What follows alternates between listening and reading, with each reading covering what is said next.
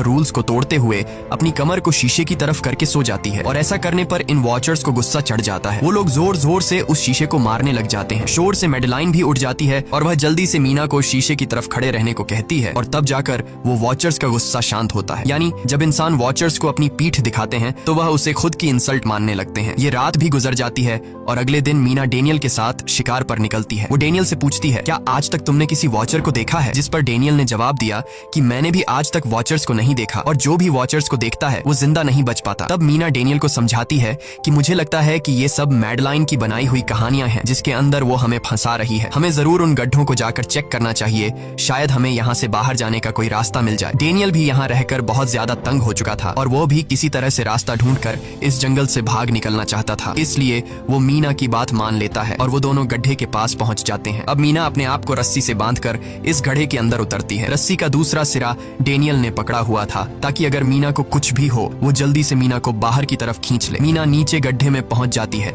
जहां उसे बहुत सारा इंसानों का सामान मिलता है। मीना उस सामान को इकट्ठा कर लेती है। ये सारा सामान उन लोगों का था जो जंगल में वॉचर्स के शिकार हो चुके थे। डेनियल रस्सी के सहारे कैमरा, साइकिल और जरूरत का सारा सामान को बाहर ले आता है। मीना अब नीचे इंतजार करती है कि डेनियल कब रस्सी नीचे फेंकेगा और मैं ऊपर चली जाऊंगी। और इससे पहले कि मीना उस गड्ढे से बाहर निकल पाती, उसे गड्ढे के अंदर किसी के आने की हलचल सुनाई देती है। मीना जल्दी से डेनियल को रस्सी नीचे फेंकने की आवाज देने लगती है, लेकिन तभी मीना को पकड़ने के लिए एक वॉचर का हाथ बढ़ने लगता है। पर मीना धूप में खड़ी थी, इसलिए जब उस वॉचर के हाथ पर सूरज की रोशनी पड़ी तो उसका हाथ जलने लगा। इतने में डेनियल ने नीचे मीना के पास रस्सी फेंकी और मीना फौरन जल्दी से बाहर निकल आई। मीना पूरी तरह से डर गई थी। ये लोग उस सारे सामान को लेकर अपनी सेफ हाउस में आ गए जहां मैडेलाइन ने उससे पूछा, ये सामान तुम्हें कहां से मिला? ये लोग झूठ बोल देते हैं कि ये सामान उन्हें इस जंगल से मिला। मैडेलाइन को इस जंगल में रहते हुए बहुत अरसा गुजर चुका था। वो जानती थी कि ये सामान उसे जंगल से नहीं बल्कि एक गड्ढे से मिला होगा। वो मीना से पूछती है, बताओ तुमने गड्ढे के अंदर क्या देखा? लेकिन मीना उसे कुछ नहीं बताती। ये लोग बहुत खुश थे कि आज रात ये लोग वॉचर्स को देख पाएंगे क्योंकि मीना को गड्ढे के अंदर एक कैमरा मिला था। डेनियल किसी तरह जुगाड़ करके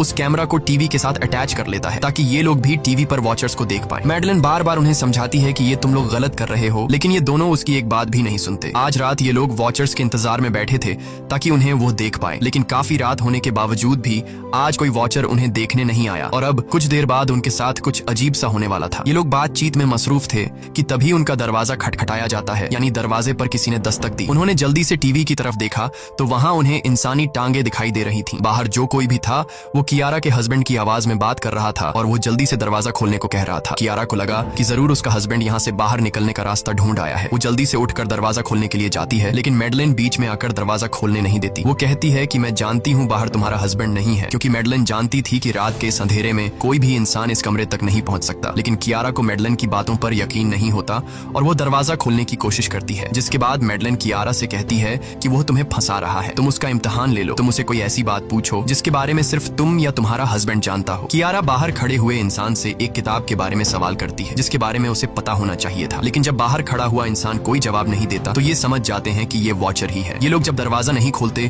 तो वॉचर उनके बाहर लगाए हुए कैमरा को तोड़ देता है और यहाँ हमें एक बात पता चलती है कि वॉचर्स इंसान के रूप में भी खुद को बदल सकते हैं। वॉचर्स उनकी इस हरकत पर बहुत ज्यादा गुस्सा हो गए थे। वे बहुत तेजी से शीशे को मारने लगे जिससे शीशे में एक बड़ा क्रैक भी आ जाता है, लेकिन यहाँ मैडेलाइन समझदारी दिखाते हुए सबको लाइन से शीशे की तरफ खड़ा कर देती है, जिससे वॉचर्स का गुस्सा थोड़ा बहुत ठंडा हो जाता है और वे वहां से चले जाते हैं। अब यहाँ मीना मैडेलाइन को बताती है कि हमने गड्ढे में से ये सारा सामान चुराया था। ये सुनकर मैडेलाइन बहुत ज्यादा गुस्सा हो जाती है कि तुम लोगों ने दूसरा रूल भी तोड़ दिया। अगली सुबह मैडेलाइन उस गड्ढे से लाया हुआ सारा सामान उठाकर वापस उसी गड्ढे में फेंक देती है, जिससे उन वॉचर्स का गुस्सा थोड़ा शांत हो जाता है। मगर अब इन लोगों को जंगल में बहुत ही ज्यादा अजीब चीजें दिखाई देना चालू हो गई थी और उसका सबसे ज्यादा असर डेनियल पर होता है। डेनियल अचानक बात बात पर बहुत ज्यादा गुस्सा करने लग जाता है। दूसरी तरफ कियारा, जिससे पहले उम्मीद थी कि उसका हस्बैंड जिंदा है और वो यहाँ आकर उसे यहाँ से बचा लेगा, लेकिन अब उसे पता चल चुका था कि उसका हस्बैंड अब वापस नहीं आएगा, जिसकी वजह से वह अंदर ही अंदर पूरी तरह से टूट चुकी थी और वो डिसाइड करती है कि वह वॉचर्स के इन गड्ढों में कूदकर अपनी जान दे देगी, क्योंकि अब उसके पास जीने की कोई वजह नहीं रही। वह ऐसा करने ही वाली होती है कि मीना आकर उसे बचा लेती है। इसी बीच हम देखते हैं कि डेनियल मैडेलाइन की तरफ अजीब तरह से देख रहा होता है और वह गुस्से में आकर मैडेलाइन को पेड़ के साथ बांध लेता है। डेनियल ने कहा कि अब मैं इस बुढ़िया के कोई रूल्स नहीं मानूंगा, अब यहाँ सिर्फ मेरी बात मानी जाएगी। अब रात होने वाली थी, इसलिए डेनियल कमरे की तरफ भागा और कियारा भी उसके पीछे भागी, लेकिन मीना मैडेलाइन के पास आई और उसकी रस्सियां खोलने लगी। दूसरी तरफ डेनियल ने कियारा को लेकर कमरे का दरवाजा अंदर से बंद कर दिया और मीना और मैडेलाइन को बाहर वॉचर्स के लिए छोड़ दिया। मीना और मैडेलाइन डेनियल से दरवाजा खोलने के लिए गिड़गिड़ाते रहे। डेनियल से रिक्वेस्ट करते हैं कि प्लीज दरवाजा खोल दो, लेकिन डेनियल ने दरवाजा नहीं खोला। अब बाहर चारों तरफ अंधेरा छा गया और वॉचर्स के आने का टाइम हो गया। इसलिए अब मजबूरन उन्हें अपनी जान बचाने के लिए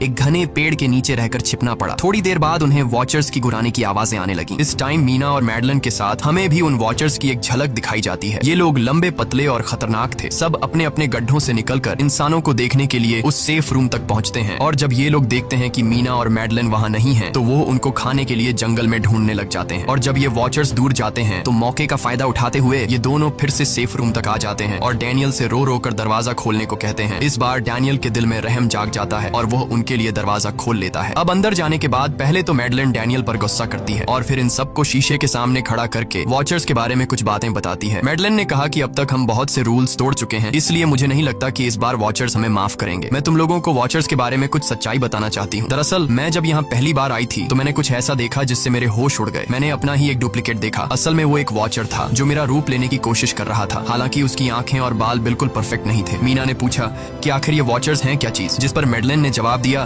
कि ये सारे क्रीचर्स फेरीज हैं जो किसी जमाने में इंसानों के साथ मिलकर रहते थे। फेरीज पंखों वाले एक जादुई जीव थे, लेकिन वक्त गुजरने के साथ इंसानों को फेरीज की शक्तियों से डर लगने लगा। इसीलिए इंसानों ने फेरीज को खत्म करने का सोचा। इंसानों की तादाद ज्यादा थी, इसलिए फेरीज इंसानों का मुकाबला नहीं कर पाए। इंसानों ने इन फेरीज को जंगल में एक बहुत बड़े गड्ढे के अंदर कैद कर लिया और उन्हें श्राप से हमेशा हमेशा के लिए इस गड्ढे में बंद कर दिया। उसके बाद फेरीज कई 100 सालों तक उस गड्ढे में कैद रहे, लेकिन फिर वक्त के साथ उन्होंने जमीन के अंदर खुदाई करके निकलने के रास्ते बना लिए। आज वही फेरीज वॉचर्स के रूप में गड्ढों से निकलकर हमारे सामने आते हैं। हालांकि कई 100 सालों तक जमीन के अंदर रहने की वजह से उन्होंने अपने पंख और जादुई शक्तियां खो दी और साथ ही उन्हें सूरज की रोशनी से तकलीफ होने लगी, लेकिन अब भी उनमें रूप बदलने की शक्ति है। इस पर डैनियल ने मैडलन से पूछा कि ये वॉचर्स हमसे क्या चाहते हैं और ये हर रात हमें देखते क्यों हैं, जिस पर मैडलन ने बताया कि ये वॉचर्स एक बार फिर से जंगल से निकलकर इंसानों के बीच रहना चाहते हैं, लेकिन अपने असली रूप में ये इंसानों के बीच नहीं रह सकते। इसीलिए उन्होंने हमें यहाँ रखा हुआ है ताकि हमें देखकर हमारा रूप ले सकें और हमसे आज के दौर के तौर तरीके सीखकर इंसानों के बीच रह सकें। मैडलन ये सब बातें बता ही रही थी कि अचानक सभी वॉचर्स वापस लौट आए और जब वॉचर्स को पता चलता है कि मैडलन और मीना वापस अपने कमरे में आ गए हैं तो वो सब गुस्से से भड़क उठे और दरवाजा तोड़ने की कोशिश करने लगे। इन चारों ने टेबल को खींचकर दरवाजे के सामने रख दिया ताकि दरवाजा वॉचर्स तोड़ न सके, लेकिन वॉचर्स की ताकत काफी ज्यादा थी और इन चारों को पता चल चुका था